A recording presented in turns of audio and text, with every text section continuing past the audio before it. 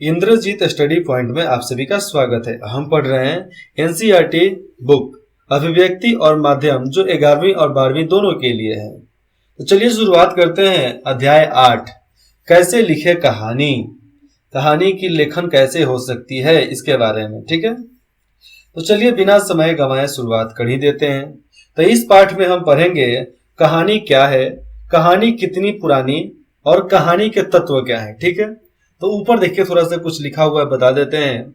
कहानी किसी एक की नहीं, कहानी किसी एक की नहीं, वह कहने वालों की है, सुनने वालों की है, इसकी उसकी सबकी, दृष्टि समूचे परिवार की। नानी की मुहर रस पर है, नानी की मुहर रस पर है। इस लोक की प्रजा होने के कारण हर किसी की कहानी लिखी और सुनी जा सकती है। जैसे में कृष्णा सोबती ने यह लिखा, हिंदी कथाकार, मतलब हिंदी को लिखते हैं तो हिंदी कथाकार उनको बोला जाता है। हिंदी कहानी कविता लिखते हैं। कहानी लेखन पर विचार करने से पहले कहानी के स्वरूप और उसके इतिहास पर कुछ बातचीत करना जरूरी होता है, क्योंकि जब तक उसका इतिहास नहीं जानेंगे तो हम क्या जानेंगे, कुछ नहीं जानेंगे। तो सबसे पहले इतिहास जानना जरूरी हो जाता है। तो चलिए इतिहास जानते हैं। कहानी क्या है? अलग अलग लेखकों और विद्वानों ने कहानी की विभिन्न परिभाषाएं दी है, और एक परिभाषा सबके मायने और एक परिभाषा सबको मान्य नहीं है। एक परिभाषा सब मानते भी नहीं है। लेकिन आगे बढ़ने के लिए हम कह सकते हैं कि किसी घटना, पात्र या समस्या, किसी भी घटना, पात्र, किसी का भाग या समस्या का क्रमबद्ध ब्यौरा इसमें परिवेश हो, द्वंदात्मक हो, मतलब एक दूसरे से वार्तालाप हो, या कथा का क्रमिक विकास हो, चरम उत्कर्ष का बिंदु हो, उसे कहानी कहा जा सकता है। चरम उत्कर्ष का बिंदु, उसे भी कहानी कहा जा सकता है। इसका मतलब आप कुछ अलग मत समझ लेना। चरम उत्कर्ष मतलब बहुत ज्यादा शरीर के अंदर जुनून। वास्तव में कहानी हमारे जीवन से इतनी निकट या उनका इतना अविभाज्य हिस्सा है। कहानी जो होता है हमारे जीवन से इतना निकट और मिला जुला होता है कि हर आदमी किसी न किसी रूप में कहानी सुनता और सुनाता है। क्या आप जानते हैं कि यदि कोई आदमी किसी बात को बहुत घुमा फिरा कर कह रहा है, किसी भी बात को बहुत ज्यादा घुमा फिरा कर बोल रहा है, लपेट कर बोल रहा है, तो सुनने वाला कहता है कहानी ना सुनाओ, मुझे नहीं सुनना, जल्दी से बताओ कि हुआ क्या है। प्रत्येक मनुष्य में अपने अनुभव बांटने और दूसरे के अनुभवों को जानने की प्राकृतिक इच्छा होती है कि अपना अनुभव बांटूं और दूसरों का समझूं। अर्थात हम सब अपनी बातें किसी को सुनाना और दूसरे की सुनना चाहते हैं। हम भी अपनी बातों को दूसरे को सुनाना और दूसरी की बातों को सुनना चाहते हैं। ये मानव प्रकृति का इतिहास ही है, और ये मानव प्रकृति में ही आता है कि भैया हम सुनने और सुनाने के लिए पैदा हुए हैं। इसलिए यह कहा जा सकता है कि हर आदमी में कहानी लिखने का मूल्य भाव निहित होता है। हर आदमी कहानी लिख सकता है, वो पैदाइशी होता है। यह बात दूसरी है कि कुछ लोगों में इस भाव का विकास हो जाता है और कुछ ऐसे विकसित नहीं हो पाते हैं। कुछ लोग कहानी लिखने के लिए बचपन से ही अग्रत होते हैं, और कुछ लोग बड़े हो जाने के बाद भी कुछ लिखने नहीं आता है। जहां तक कहानी का इतिहास का सवाल है तो वह उतना ही पुराना है जितना मानव इतिहास, क्योंकि कहानी मानव स्वभाव और प्रकृति का हिस्सा है। धीरे धीरे कहानी कहने की आमिद कला का विकास होने लगा। हर लोग कहानी बोलने लगा। कथावाचक कहानियां सुनाते थे और सुनने वाले सुनते थे। किसी घटना युद्ध प्रेम प्रतिशोध के किस्से सुनाए जाते थे, और बहुत ज्यादा सुनाए जाते थे, अभी भी सुनाए जाते हैं। घर में चले जाओ तो लोग बोलेंगे हुनकर लड़का हई कैले है, हुनकर बेटा हई कैले है। बगल में जो है ना, वो आज आईएएस के एग्जाम देकर आया है, मेडिकल का एग्जाम निकाल कर आया है, और वही कल किसी लड़की को लेकर भाग जावे तो नहीं बोलेंगे कि उसका बेटा लड़की को लेकर भाग गया, बेटा तू भी है मेरा बेटा, लेकर भाग जा। वो बोलने की हिम्मत ही नहीं है ना। केवल एक दूसरे से कंपेयर करना है कि ये है, वो है, फलना चिल्ला, बहुत सारा कुछ कुछ। तो ये सब कहानी आम बात घर में सुनने को ज्यादा मिलते हैं, बाहर में सुनने को थोड़ा कम मिलते हैं, क्योंकि बाहर के लोगों की हिम्मत नहीं होती है कि ज्यादा बोल दे रहे। मानव स्वभाव का एक गुण कल्पना भी है। मानव स्वभाव का एक गुण है कल्पना। कल्पना करना, दिमाग से सोचना। सच्ची घटनाओं पर आधारित कथा, सच्ची घटनाओं पर आधारित कथा, कहानी सुनते सुनाते उसमें कल्पना का सम्मिलन भी हो जाता है। हम कथा कहानी को सुनते या सुनाते हैं तो हमारे मन में कल्पना भी जाग उठता है, जिसके वजह से हम इतना ज्यादा सोचने लगते हैं कि हम जो नहीं करना चाहते, जो नहीं देखे हैं, अगर सोच लिए हैं तो उसको कर लेंगे। क्योंकि प्रायः मनुष्य वही सुनता समझता है, वही चाहता है जो उसे प्रिय लगता है। जो उसको प्रिय नहीं लगता है वो नहीं चाहता है। मान लीजिए हमारा नायक, हमारा हीरो, हमारा नायक कहीं युद्ध में हार ही क्यों ना गया हो, हार गया हो, लेकिन यदि वह नायक है तो हम यह सुनना चाहेंगे कि वह कितनी वीरता से लड़ा। हारा है मानते हैं, लेकिन कितनी वीरता से लड़ा और कितनी बहादुरी से, बहुत ज्यादा मुश्किल होने के वजह से उसने एक अच्छे उद्देश्य के लिए अपने प्राण निछावर कर दिया। लेकिन ये नहीं कहेंगे कि वह हार गया, मर गया, नहीं, वह अपने वीरता को दिखाते हुए, बहादुरी को दिखाते हुए अपने देश के लिए प्राण निछावर कर दिया, मतलब शहीद हो गया, मरा नहीं है, शहीद हुआ है। क्योंकि नायक की ऐसी ही कल्पना ही हो जाती है। नायक की वीरता का अच्छा बखान करने वाले कथावाचक, नायक की वीरता का अच्छा बखान करने वाले कथावाचक की सब प्रशंसा करेंगे, सब प्रशंसा करेंगे। प्रशंसा मतलब उसके बारे में बहुत ज्यादा वाहवाही होगा और उसे इनाम देंगे। कथावाचक सुनने वालों की आवश्यकता अनुसार उनकी कल्पना के माध्यम से नायक के गुणों का बखान करेंगे। नायक ऐसा था, वैसा था, ये गुण था, लड़ते लड़ते मर गया। झांसी की रानी हमारी सबसे फेमस हीरोइन में से एक आती हैं, झांसी की रानी। आदर्श व्यक्ति के रूप में मानना है तो लड़कियों के लिए चाहे लड़कों के लिए झांसी की रानी को मानो, जो अपने देश के लिए मर गई लेकिन अपने आप को गुलाम कहना स्वीकार नहीं किया। रविंद्रनाथ टैगोर लिखते लिखते मर गए लेकिन कभी भी गुलामी के जंजीर में नहीं बंधे। और कहानी बताऊं, टोडरमल भी थे, किसी की गुलामी स्वीकार नहीं किए, लेकिन उनको नौकरी दिया अकबर तो उसके नीचे भी रहकर पनाह में भी काम करते थे, और जो काम करते थे वही खाते थे, नहीं करते थे नहीं खाते थे। और मौखिक कहानी की परंपरा हमारे देश में बहुत पुरानी है, और देश के कई भागों विशेष रूपों से राजस्थान में प्रचलित है। प्राचीन काल में मौखिक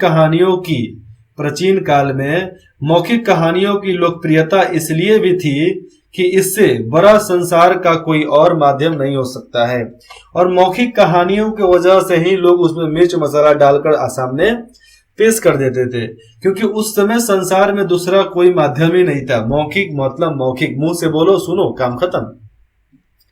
इसी कारण धर्म प्रचारकों ने जो धर्म का प्रचार किया, उसने भी अपने सिद्धांत और विचार लोगों तक पहुंचाने के लिए कहानी का सहारा ही लिया, और कहानीबद्ध करके अपने विचारों को लोगों के मन तक बैठा दिया।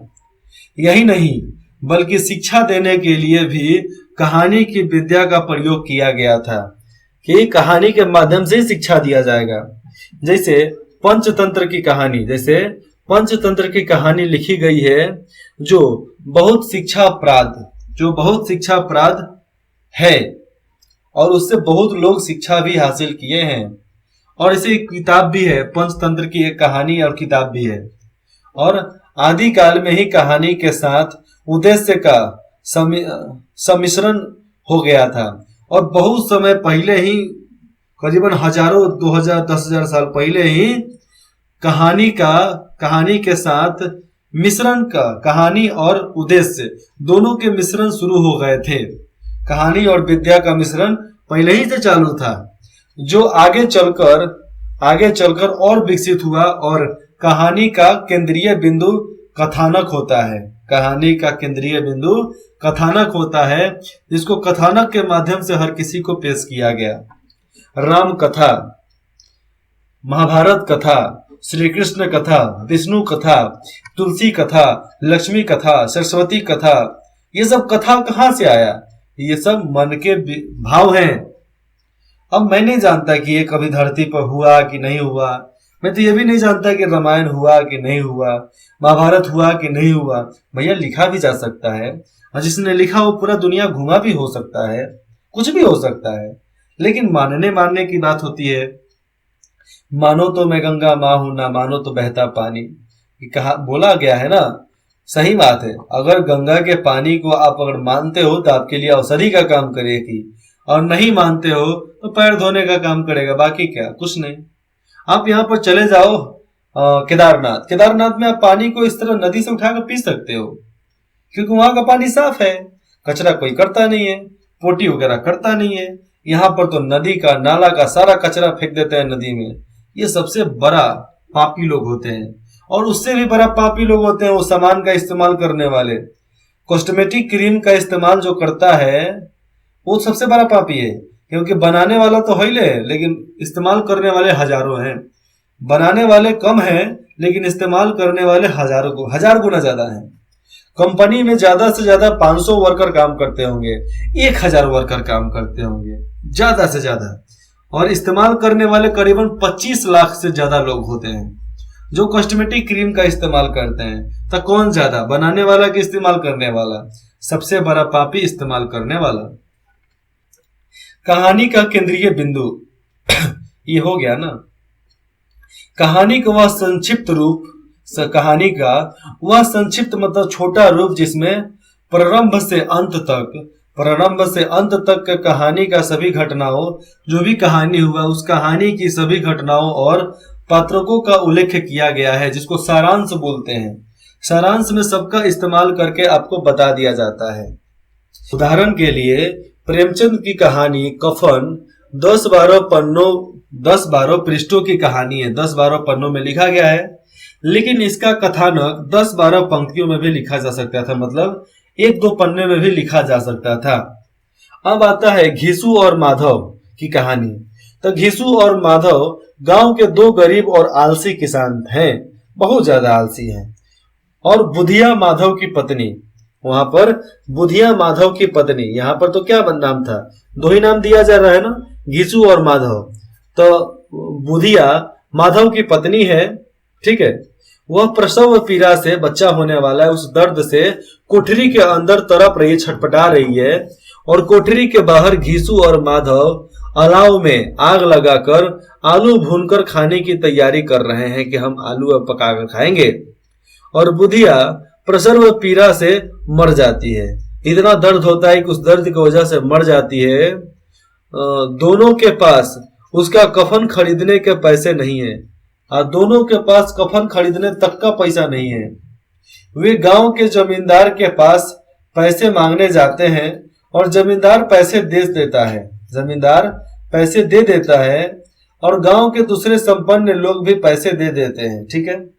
और घीसू और माधव कफन खरीदने बाजार जाते हैं, ठीक है, बाजार जाते हैं, पर कफन खरीदने के बजाय उन पैसों की शराब पीते हैं। क्या पीते हैं? शराब पी जाते हैं, और नशे में मदहोश होकर गाना गाते मदिरालय, मतलब जिस तरह नहीं लड़खड़ाए जाते हैं तो गिर पड़ते हैं।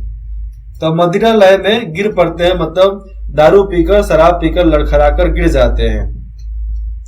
यह कहा जा सकता है कि कथानक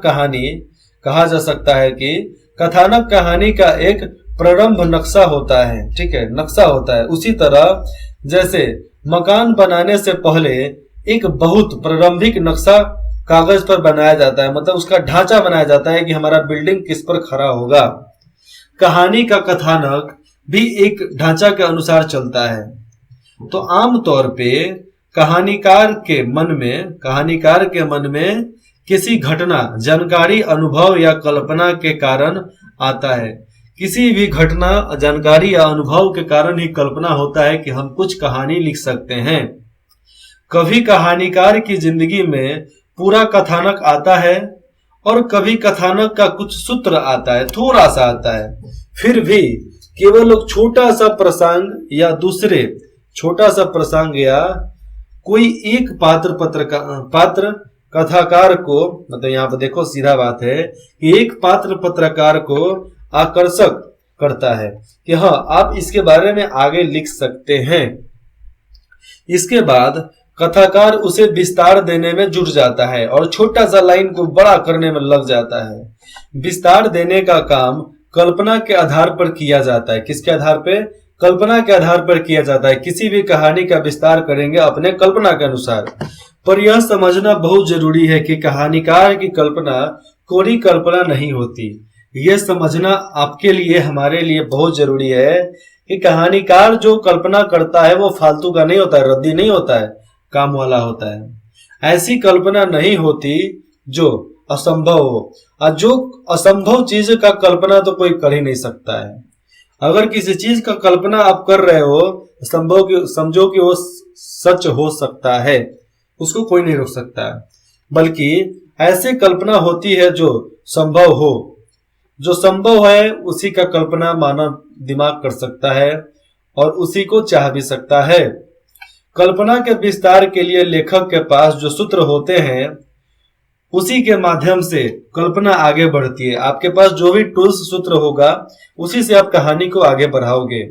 यह सूत्र लेखक को एक परिवेश देता है, मतलब एक अच्छा रास्ता देता है, एक अच्छा संभावना देता है कि भैया तुम आगे बढ़ो, हम तुम्हारे साथ हैं। पात्र देता है, एक मतलब पात्र देता है जिसके वजह से वो कहानी को पूरा किया जा सकता है। समस्या देता है कि आप उसको सुलझा लो। इसके आधार पर लेखक संभावनाओं और विचार करता है, मतलब उसके बारे में सोचता है और विचार करता है और एक ऐसे कल्पना ढांचा तैयार करता है जो संभावित हो और लेखक के उद्देश्य से भी मेल खा रहा हो। ऐसा कल्पना करता है कि संभावित भी हो, सामने भी हो और लेखक के कल्पना से मेल भी खाए और लोगों को अच्छा भी लगे। उदाहरण के लिए देखें तो अस्पताल के बाहर एक मरीज को देखा, ठीक है। जानकारी मिली कि यह मरीज पिछले 6 हफ्ते से लगातार आ रहा है। क्यों आ रहा है? पर अभी तक उसे यह मौका नहीं मिल सका है कि डॉक्टर को दिखा सके। मतलब 6 सप्ताह से वो आ रहा है लेकिन उसे मौका नहीं मिला कि डॉक्टर से दिखा सके। इस जानकारी के बाद लेखक की कल्पना हुआ अस्पताल, वहां की व्यवस्था, पात्रों आदि की गतिविधियों पर केंद्रित हो जाएगी। अब लेखक कहेगा चल भैया अब अस्पताल के तरफ, अस्पताल का चिट्ठा पिट्ठा खोलते हैं और अस्पताल के डॉक्टर और मैनेजमेंट को रद्दी का धूल चटाते हैं और वह लिखेगा, अखबार में छपवाएगा, लोगों की नजर पड़ेगी और डॉक्टर सहित सारे लोग जेल में जाएंगे, नहीं तो अपने अपने घर पे भूजा बेचने जाएंगे जुर्माना के साथ। और इसके साथ ही वह अपना उद्देश्य भी तय करेगा। क्या वह अस्पताल केंद्रित कहानी लिखना चाहता है? अस्पताल का केंद्रित कहानी भी लिखना चाहता है, हाँ या ना? या वह केवल आपकी पीड़ा तक अपने को सीमित रखेगा, मतलब वह केवल आपकी पीड़ा तक अपने को सीमित रखेगा? वैसा नहीं होता है। कल्पना वैसा भी कर दिया जाता है कि भैया आपके पीड़ा से आगे भी चल जाए। क्या वह इन मानवीय त्रासदी को वर्तमान सामाजिक और राजनीतिक प्रतिनिधियों से जोड़कर कथानक तैयार करेगा? मतलब समझो कि वर्तमान सामाजिक और राजनीतिक परिस्थितियों से जोड़कर कथानक को तैयार कर सकता है कि राजनीति और सामाजिक तत्व दोनों को जोड़ देवे, शायद कर सकता है।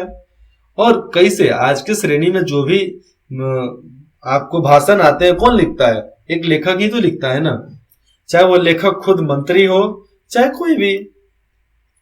आमतौर पे कथानक में प्रारंभ, मध्य और अंत अर्थात कथानक का पूरा स्वरूप होता है। कथा में भी शुरुआत, मध्य और अंत सब होता है। कथानक न केवल आगे बढ़ता है, बल्कि आगे बढ़ता है, बल्कि उसमें द्वंद्व के तत्व भी होते हैं, लड़ाई के झगड़े के तत्व भी होते हैं जो कहानी को रोचक बनाए रखते हैं।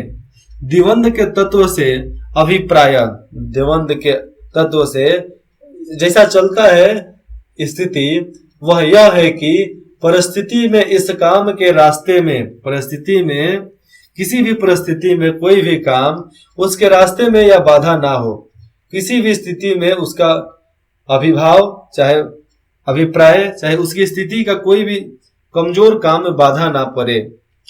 यह बाधा समाप्त हो गई तो आगे कौन सी बाधा आ सकती है, और एक समस्या खत्म होता है तो दूसरी समस्या आने के लिए तैयार होती है, तो डरने का नहीं उससे।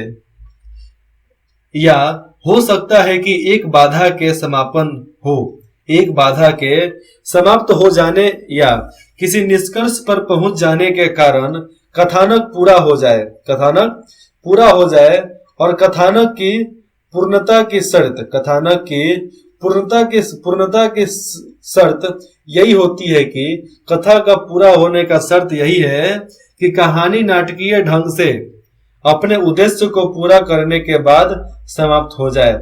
कोई भी कहानी, कोई भी नाटक अपने उद्देश्य को पूरा करने के बाद ही समाप्त होता है, और यही उद्देश्य भी होता है कि कहानी को खत्म करेंगे फिर समापन की तरफ जाएंगे। अंत तक कहानी में रोचकता, अंत तक कहानी में रोचकता बनी रहती है और लोग अलग अलग माध्यम से उससे जुड़े रहते हैं। यह रोचकता द्विवंद के कारण ही बनी रह पाएगी। द्विवंद नहीं होगा तो रोचक तत्व तो उसमें आइबे नहीं करेगा। जैसा कि पीछे कहा जा चुका है कि हर घटना, पात्र और समस्या का अपना देश, काल और स्थान होता है। हर समस्या का कुछ ना कुछ स्थान होता है, नहीं तो कहीं ना कहीं घटता ही है। ऐसा तो रे कि कथा घटेगा नहीं, मतलब आग सुनगे नहीं या धुआं हो जाए। जब तक धुआं नहीं होता है आग धरबे नहीं करेगा। कथा पेट्रोल की बात नहीं करता हूं, पेट्रोल भी जलता है तो ऊपर धुआं होते हैं, और उस धुआं के ऊपर छतरी रख दो उस पर एकदम काला काला कार्बाइड जैसा भी दिखने लगेगा आपको, कजरौठा।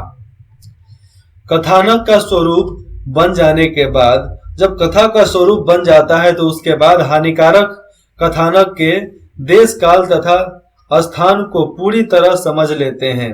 उसको समझकर, क्योंकि यह कहानी को प्रमाणित और रोचक बनाने के लिए बहुत आवश्यक है। अब देखो उसको फिर से पढ़ते हैं और कुछ सुधारना हो तो सुधारते हैं, क्योंकि यही कहानी बाद में जाकर प्रमाणिक और रोचक बनाने के लिए आवश्यक होता है। उदाहरण के लिए लिया जाए तो यदि अस्पताल का कथानक, अस्पताल का कथा है तो अस्पताल का पूरा परिवेश, ध्वनियां, अस्पताल का जितना भी परिवेश है, मतलब आगे पीछे वाद विवाद सब चीज, ध्वनियां, लोग, कार्य व्यापार और लोगों के पारस्परिक संबंध, नृत्य, घटने वाली घटनाएं आदि का जानना आवश्यक है। लेखक जब अपने कथानक के आधार पर, लेखक जब अपने कथा के आधार पर कहानी को विस्तार देता है, कथानक मतलब उसके कथा के आधार पर किसी कहानी को लिखता है, बनाता है, रचता है, तो उसमें इन सब जानकारियों की बहुत आवश्यकता होती है और उसमें बहुत समापन भी होता है कि आगे क्या किया जा सकता है। ये सब बात उसमें आते हैं।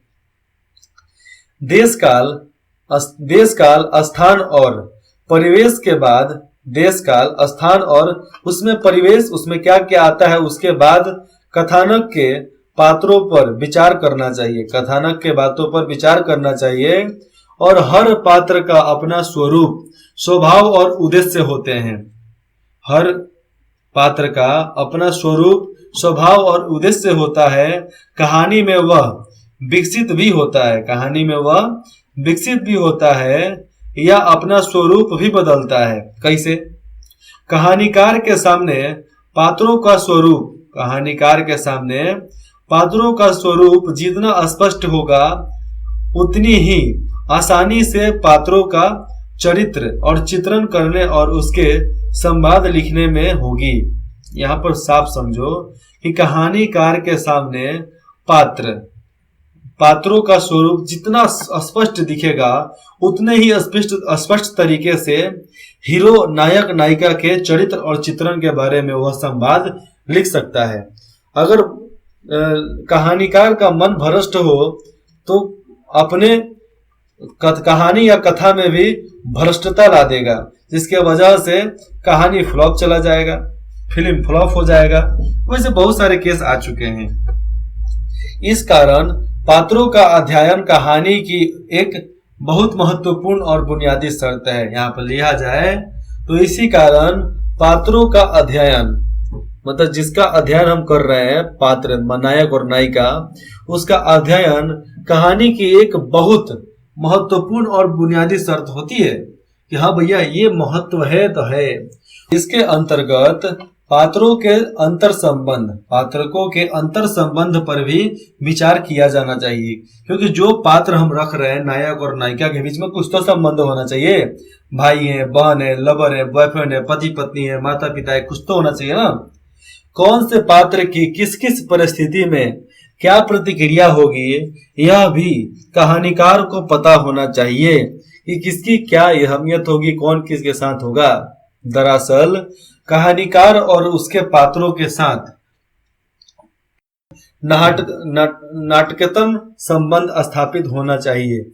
मतलब कहानीकार और उसके पात्र के साथ में नाटक के अनुसार संबंध भी स्थापित होना चाहिए, तभी अच्छा होगा। पात्रों का चरित्र और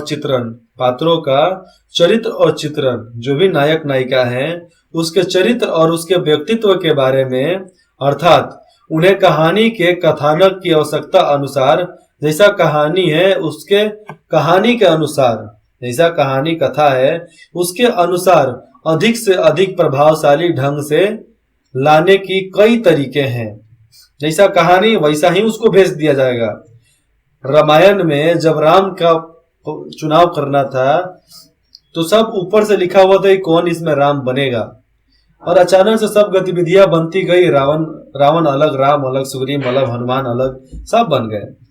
चरित्र और चित्रण का सबसे सरल तरीका पात्रों के गुणों, जो उसमें पात्र को हम चुने हैं उसके गुणों का कहानीकार द्वारा बखान है। मतलब जो भी हम चरित्र लिख रहे हैं अपने पात्रों के अनुसार उसका बखान करना होगा कि वो कौन सा किस किस प्रकार का रोल कर सकता है। जैसे मुरलीधर बड़ा दानी है, वो दूसरों का ध्यान रखता है, दूसरे के लिए उसकी जान जाहिर रखती है, हमेशा जाहिर रहती है। हाँ भैया ठीक है, हम हैं तो हैं यार, बाकी सब छोड़ दो, आदि आदि वगैरह वगैरह सब बातें। पर यह तरीका प्रभावहीन और बहुत आउटडेटेड है। देखो ये तरीका जो है ना, जो अभी मुरलीधर के बारे में जो बताया, ये बहुत पुराना हो गया, प्रभावहीन है और आउटडेटेड है, कुछ काम का नहीं है। और पात्रों का चरित्र और चित्रण, उनके क्रियाकलापों, वो क्या कर रहे हैं उससे, संवादों तथा दूसरे लोगों द्वारा बोले गए संवादों के माध्यम से ही प्रभावशाली होते हैं। जिसमें हमारे आसपास के लोग क्या बोल रहे हैं उसके अनुसार से ही चरित्र और हमारा चित्रण सामने आता है। उदाहरण के लिए मुरलीधर ने एक गरीब आदमी को सर्दी से ठिठुरते हुए देखा, गरीब आदमी को सर्दी लगते हुए देखा, कांपते हुए देखा, तो अपनी साल उसे दे दी। यह मुरलीधर का दोस्त स्कूल में फीस जमा करने के लिए लाइन में बाहर निकल कर आया है, क्योंकि उसके पास पूरे पैसे नहीं हैं। तो मुरलीधर ने दोस्तों को बताया, दोस्तों को अपने बताया और बिना फीस जमा कर दिया। यहाँ पर लिया है कि बिना फीस जमा कर दिया, बिना किसी का नाम है तो बताया कि बिना फीस जमा कर दिया, और मुरलीधर ने उसको पूरा कर दिया था, जमा कर दिया। मतलब यह हुआ कि पात्र जो काम करते हैं, जो भी नायक नायिका उसमें काम करते हैं, उनसे उनका सशक्त चित्रण होता है, और जैसा उसमें उनका पात्र होता है, जैसा नायक और नायिका काम करते हैं, वैसा ही उनका चरित्र और चित्रण भी होता है। और दूसरे पात्र किसी का चरित्र और चित्रण अपने संवाद के मध्य से कर सकते हैं, मतलब अपने संवाद के वजह से भी उसका चरित्र और चित्रण बता सकते हैं। क्या कि जैसा जो लोग बोलते हैं उनका चरित्र स्वभाव मन भी वैसा ही होता है। अगर बहुत दिनों भर गाली जो देने वाला लोग होता है उसका चरित्र भी गाली वाला ही होता है। राजीव अपने और मुरलीधर के मित्र प्रयाग से कहा, अपने और मुरलीधर के मित्र जो प्रयाग था उससे कहा, यार इतनी बड़ी प्रॉब्लम तो मुरलीधर ही सॉल्व कर सकता है, इतनी छोटी छोटी प्रॉब्लम जो है मुरलीधर तो आसानी से सॉल्व कर सकता है, चलो उसी के पास चलते हैं और उससे मदद लेते हैं, देखते हैं क्या होता है आगे, जैसा होगा वैसा देखा जाएगा। ठीक है। और पात्रों का चरित्र और चित्रण पात्रों की अभिरुचियों के माध्यम से भी होता है, जैसे उनकी रुचि होती है वैसे ही उनका चरित्र और चित्रण के पात्र भी बन जाते हैं।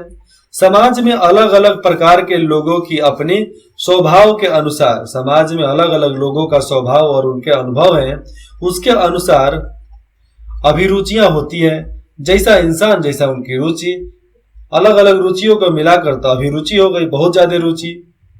मान लीजिए एक आदमी जंगल में जाकर खतरनाक जानवरों की तस्वीरें खींचता है, कैमरा से खींचता है और निश्चिंत रूप से यह साहसी आदमी होगा। आसानी से सोचा जाए तो जंगलों में जाकर, खुला जंगल में जाकर किसी जानवर का तस्वीर ले लेना, दांत गिन कर आ जाना बहुत साहसी आदमी का काम होता है। एक आदमी वेश्यावृत्ति करता है, अपने शरीर का व्यापार करता है, आदमी हो चाहे औरत, कोई भी झूठ बोलता है, दलाली करता है, कर्ज वापस नहीं करता है, ऐसे आदमियों का अपना अलग स्वरूप होता है। ये लोगों का अलग ही सब चीज होता है, सोचने का, समझने का, लालचपन का, झूठ बोलने का, इनका नजरिया ही अलग होता है, ये सबके जैसे नहीं होते हैं।